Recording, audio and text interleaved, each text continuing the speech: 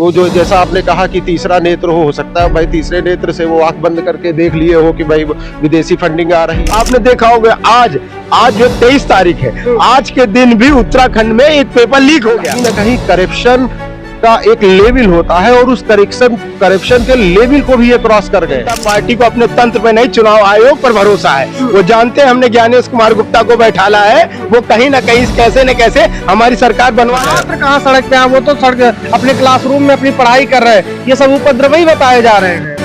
जो बता रहे हैं उनके मोतियाबिंद होगा, उनका तो पहले ऑपरेशन करा। मैं तो कह रहा हूँ जो भविष्य खराब कर रहे हैं, जो हमारे नौजवानों को बदनाम कर रहे हैं, उनके लिए मैं ये लाया हूँ। पहन ले और नाचे, ठुमका लगाओ। ये लुटिया चोर, कफन चोर, चंदा चोर हमें ज्ञान देंगे। मैं कहता हूँ पहन ले, ठुमके लगाने लायक बचे हो। साथियों नमस्कार। देश की सड़कें और संसद दोनों हंगामेदार हैं। छात्र दिल्ली के जंतर मंतर पे लगातार प्रदर्शनरत हैं, अपनी मांगों को लेकर डटे हुए हैं। वहीं सरकार भी झुकने को तैयार नहीं। इसी मुद्दे पर बातचीत करेंगे। हम इस समय समाजवादी पार्टी कार्यालय पर मौजूद हैं। हमारे साथ समाजवादी पार्टी के तमाम नेता मौजूद हैं। इनसे हम बातचीत करके जानेंगे कि क्या हल हो सकता है इसका। बहुत बहुत स्वागत है नेता जी, बताएं। लगातार छात्र महीने भर से लगभग डटे हुए हैं, सरकार मान नहीं रही है। क्या परिणाम होगा इसका? आने वाले समय में कोई हल निकलने वाला दिख रहा है आपको? डेमोक्रेटिक कंट्री यानी कि लोकतांत्रिक देश में क्या व्यवस्था होती है? हमें अपनी सरकार को चुनने का हक होता है। हाँ। और कभी सरकार अगर गलत रास्ते पे होती है तो उसके लिए हमें आंदोलन करने का राइट मिलता है। बिल्कुल। और ये हमें ये हमारा संवैधानिक अधिकार है जी। और उस अधिकार के लिए काफ़ी स्टूडेंट जो है पिछले 1 महीने से जंतर मंतर पे धरना प्रदर्शन कर रहे थे। वो केवल इस बात पे कर रहे थे कि 2012 से लेकर 2026 तक कम से कम 100 से 125 जो है पेपर्स लीक हुए हैं। तो स्टूडेंट उस चीज़ को कब तक बर्दाश्त करते, वो तैयारी करते हैं, पढ़ाई करते हैं और अचानक वो एग्ज़ाम में अपीयर होते हैं। उसके बाद पता चलता है कि पेपर लीक हो गया। ये सोचिए उन बच्चों के ऊपर और उस परिवार के ऊपर क्या बीतती होगी जो कोचिंग करते हैं, रात रात में पढ़ते हैं और मेहनत करते हैं। उसके बाद उनकी पूरी मेहनत के ऊपर पानी फिर जाता है। लेकिन जिस तरीके से भारतीय जनता पार्टी के उत्तर प्रदेश के मुख्यमंत्री योगी आदित्यनाथ जी मंच से कहते हैं कि वो उपद्रवी हैं, विदेशी फंडेड हैं, इस तरीके का उपद्रव करने से कोई हल नहीं होगा। इसको आप किस तरीके से देखते हैं? विदेशी फंड से अगर कोई लैया चना खा रहा है तो ये शायद योगी जी को बेहतर दिख सकता है। हो सकता है कि उनके पास कोई दिव्य दृष्टि हो, जो उस दिव्य योगी है, तीसरी नेत्र भी हो सकता है उनके पास हो। भाई वो अब उनकी बातों पर अब क्या विश्वास किया जाए कि किस तरीके से वो देख रहे हैं कि जो है विदेशी फंडिंग होती है। विदेशी फंडिंग का मतलब होता है कि अमाउंट वो कहाँ से आ रहा है। इस डिजिटल इंडिया में आपके द्वारा ये पता करना जो है बहुत ही आसान होता है कि किसी को कोई सा पेमेंट कहाँ से आ रहा है। अब जैसे कि सोशल मीडिया पे आपने देखा जिस तरीके से स्विगी, जोमेटो इस तरीके से बच्चों के लिए खाना प्रोवाइड किया जा रहा है, वहाँ पे लंगर लग रहा है और कई लोग भंडारा आयोजित किए हुए हैं ताकि वो बच्चे पानी पा सके और खाना पा सके। अब योगी जी को अगर जो दिख रहा है तो हो सकता है कि भाई इनके वो जो जैसा आपने कहा कि तीसरा नेत्र हो सकता है भाई, तीसरे नेत्र से वो आंख बंद करके देख लिए हो कि भाई विदेशी फंडिंग आ रही है।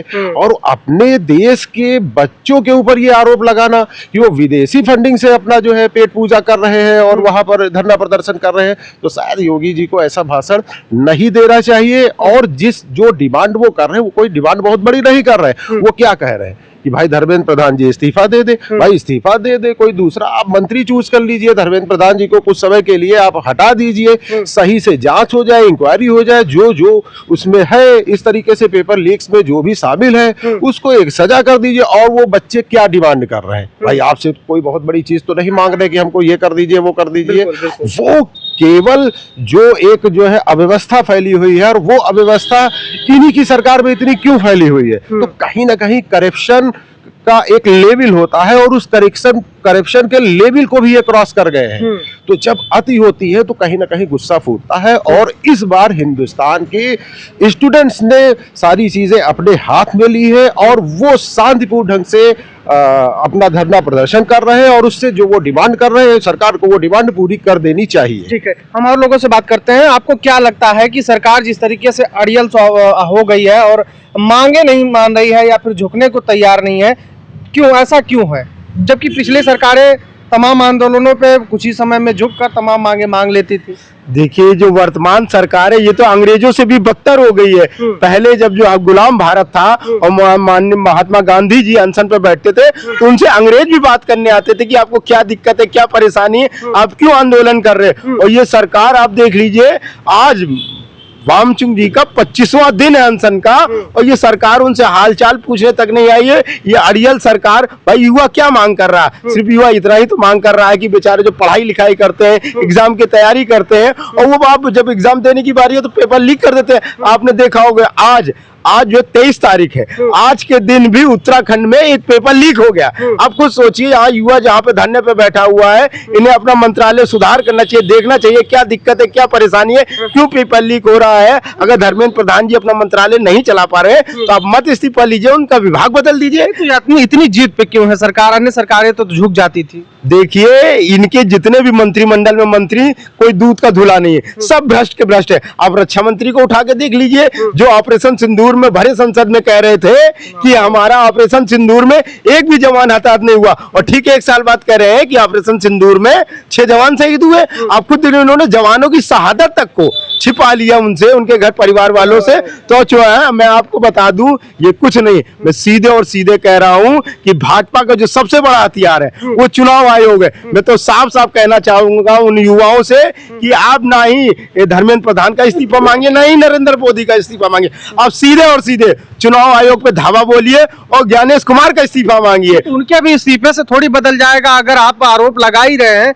कि भारतीय जनता पार्टी और चुनाव आयोग का अपना कोई लेना देना हो सकता है, तो क्या अब उनके इस्तीफे के बाद चीजें थोड़ी बदल जाएंगी? बिल्कुल क्यों नहीं बदल जाएंगी। ये आपको बताते, जो लोकतांत्रिक प्रक्रिया होती है, इस लोकतांत्रिक प्रक्रिया में जहां पे हम वोटर वोट देकर के सरकार बनाते हैं, लेकिन ये वर्तमान की सरकार है, ये वोट चोरी करके सरकार बनी है। महाराज, आप अपनी कमी क्यों नहीं एक्सेप्ट कर रहे हैं? जब चुनाव आयुक्त के चुनाव की प्रक्रिया में बदलाव किया गया बिल लाके, तब आप लोगों ने बोला नहीं, आप लोगों ने विरोध किया नहीं, अब आप हाँ मचाने से क्या फायदा? देखिए, हमने और हमारे राष्ट्रीय अध्यक्ष जी ने साफ साफ कहा है कि आप हमें 37 नहीं, हम 80 भी लोकसभा की सीट जीत जाते तब भी हम ईवीएम पे भरोसा नहीं करते। जो ईवीएम बनाने वाले देश हैं वो अपने देश पे बैलेट में पेपर से चुनाव करा रहे, ईवीएम से चुनाव नहीं करा रहे। आपको मैं बता दूं, ये गुना ज्ञानेश कुमार गुप्ता जो सबसे बड़ा चुट्टा है।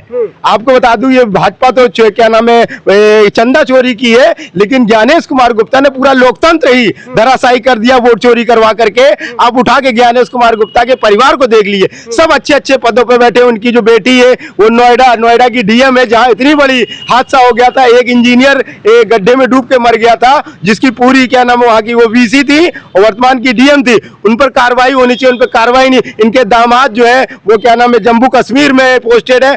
आपको बता दें, इन्होंने सिर्फ और सिर्फ जो नरेंद्र मोदी भाजपा सरकार को जो सरकार बनवाई है उस पर इनको इनाम मिला है, इनके घर परिवार वालों को मलाईदार पद मिले हैं। आप आरोप, इतने बड़े बड़े आरोप लगा रहे हैं, आप मानते हैं कि भारतीय जनता पार्टी को लोकतंत्र पे नहीं अपने तंत्र पे ज्यादा भरोसा है क्या? बिल्कुल, आप सही जगह गए। भारतीय जनता पार्टी को अपने तंत्र पे नहीं, चुनाव आयोग पर भरोसा है। वो जानते हैं हमने ज्ञानेश कुमार गुप्ता को बैठाला है, वो कहीं ना कहीं कैसे न कैसे हमारी सरकार बनवा देंगे। आपको सोचिए, इन्होंने पश्चिम बंगाल में क्या किया। पश्चिम बंगाल में जो वोट डालने गए हैं वह सीआरपीएफ केंद्रीय बल सब लगा करके लोगों को वोट नहीं डालने दिया गया।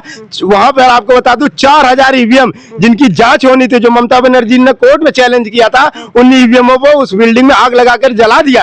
आपको किस चीज का डर था ईवीएम पे? जाहिर सी बात, इन्होंने ईवीएम को खत्म कर दिया। सारी जांच है वो बंद हो गई, क्लोज हो गई, वो जीत गए। भाई जांच होती, पता चलता है कितना वोट पब्लिक ने डाला है और ईवीएम से कितना इन्होंने चुराया है। ये मैं बता रहा हूं। मैं युवाओं से साफ फिर से कहना चाहूंगा कि उनको ना ही धर्मेंद्र प्रधान का इस्तीफा मांगना चाहिए, ना ही अमित शाह, ना नरेंद्र, वो सीधे सीधे चुनाव आयोग में ज्ञानेश कुमार गुप्ता का इस्तीफा मांगे और नए आयुक्त वहां पे नियुक्त हो, और जो वहां पे कमेटी न चुनाव आयुक्त उसमें विपक्ष के भी नेताओं को शामिल करे, और जो नया आयुक्त हो फिर वो चुनाव कराए। देखे वो कैसे चुनाव जीत लेते हैं। आपके पास आते हैं लौट के, क्या कहेंगे जिस तरीके से एक तनाव का माहौल बना हुआ है, दिल्ली की सड़कें एक तरीके से प्रभावित हैं, शांति व्यवस्था भंग हुई है, अब लगता है कि छात्रों को प्रदर्शन रोक देना चाहिए। अगर आप लोग इस तरीके से राजनीतिकरण करेंगे तो कैसे सरकार चलेगी?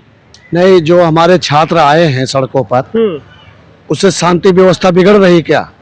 बिगड़ नहीं रहे। दिल्ली में जिस तरीके से हंगामा हो रहा है उससे बिगड़ नहीं रही शांति। अच्छा, ये बताओ, छात्र सड़क पे क्यों आए? भाई शुरुआत से ही छात्र कहाँ सड़क पे आए? वो तो सड़क अपने क्लासरूम में अपनी पढ़ाई कर रहे हैं। ये सब उपद्रवी बताए जा रहे हैं।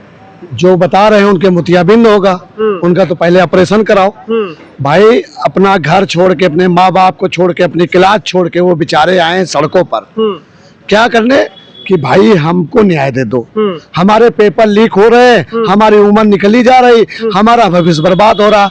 एक छोटा सा काम था, एक मंत्री को हटाना था, मंत्री को हटा नहीं रहे हो। वो इतने ईमानदार है तो क्यों हटा देगी सरकार, बताइए। देश का करोड़ों रुपया देकर फौज को भेज रहे हो लाठी चलाने के लिए, तुम्हारे पास लाठी चलाने के लिए फौज है, मगर आपको जो शिक्षा माफिया हैं, जो पेपर लीक करते हैं, उनको पकड़ने के लिए तुम्हें पाना बुद्धि। मोदी जी ने कहा कि किसी भी इस तरीके के आरोपों में लिप्त व्यक्ति को बख्शा नहीं जाएगा, कठोरतम कार्रवाई होगी। आज पेपर में आप खबर पढ़ते नहीं, आप लोग सिर्फ बस बात ये है ना, कहना और करने में बड़ा अंतर है। नहीं चाहते कि मोदी जी कार्रवाई हो। 2014 से वो कार्रवाई तो ही कर रहे हैं, किस पे किया ये हमें बता दो। कार्रवाई नहीं हुई है, किस पे कर दिया बता दो हमें, किस पे कर दिया?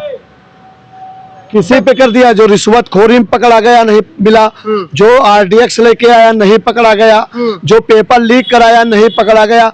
और किसको बताए भाई, किसको पकड़ा इन्होंने? किसको? जिसने किसानों को मार दिया थार के नीचे, क्या पकड़ा गया? क्या हुआ? फिर से चुनाव लड़वाए ना उसको। मंत्री हैं। बात यह है कि आपको जनता का भय है ही नहीं। क्यों ऐसा क्यों लगता है कि जनता का भय नहीं? क्योंकि लोकतंत्र है, लोकतंत्र में जनता ही सर्वोपरि है, जनता ही सरकार चुनती है, तो जनता से क्यों नहीं डर होगा सरकार को? ये है कि जो जनता के वोटों से बनता है वो जनता के से एक डर रहता है। तो भाजपा नहीं बन रही है। जब 4 आदमी उतर आते थे सड़कों पर तो पहले की जो सरकारें होती थी वो जाकर उससे पूछती थी, उसका समस्या का हल करते थे। और ये अहंकारी लोग सैनिक भेज रहे हैं मारने के लिए, जवान भेज रहे हैं मारने के लिए, मगर खुद नहीं आ रहे हैं, क्योंकि मोतियाबिंद है, जवान में लकवा मारे हुए हैं। बात कर लेंगे तो क्या इज्जत घट जाएगी? मैं तो कह रहा हूँ जो भविष्य खराब कर रहे हैं, जो हमारे नौजवानों को बदनाम कर रहे हैं, उनके लिए मैं ये लाया हूँ। पहन ले और नाचे, ठुमका लगाओ, इसी लायक बचे हो, इसी लायक देंगे भाई। जो नौजवानों को हमारे बदनाम कर रहा है, मैं उनसे कहता हूँ ये ठुमके लगाओ, इसी लायक पैदा हुए हो तो। ना तुम लोग अंग्रेजों से लड़े, समझ गए, ना अंग्रेजों से लड़े, ना तुम्हारा इस देश को बनाने में कोई योगदान है, ना तुमने कोई नहर बनाई, ना कोई फैक्ट्री बनाई, ना कोई एयरपोर्ट बनाया, ना कोई विद्यालय बनाया। जब वो सत्ता में नहीं थे तो कैसे बनाए? सत्ता में तो 70 साल कांग्रेस ने लूटा। योगदान होता है, सहयोग होता है। तुम्हारे गांव में भी कोई का घर गिरा होगा तो 10-20 हजार रुपया देके सहयोग किए होंगे। और ये लुटिया चोर, कफन चोर, चंदा चोर हमें ज्ञान देंगे?